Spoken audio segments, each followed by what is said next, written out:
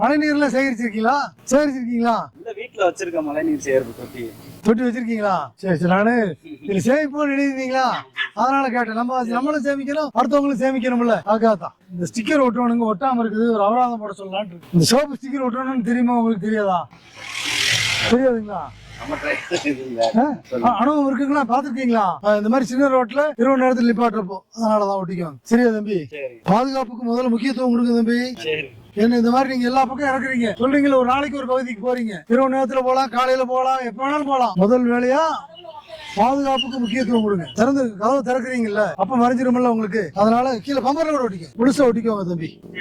ஏன்னா 50 அடி தூரத்துல வரப்பே தெரியும், பாதுகாப்பா வருவாங்க. நீங்க வந்து மளிகை கடையில் இறக்கிட்டு இருப்பீங்க, நீங்க வாட்டில சாவகாசம் பேசிட்டு இருக்கிறப்ப வந்து யாராவது அவங்களுக்கும் பாதிப்பு. பின்னாடி கார்காரங்களோ, இருசக்கர வாகனமோ, எந்த வண்டி வேணாலும் உங்களை முந்தி வரலாம், இடது பக்கம் போகலாம் வரலாம். இதுல வண்டி இருக்கிறது தெரியும். வாழ்த்துக்கள் தம்பி. பத்திரம்.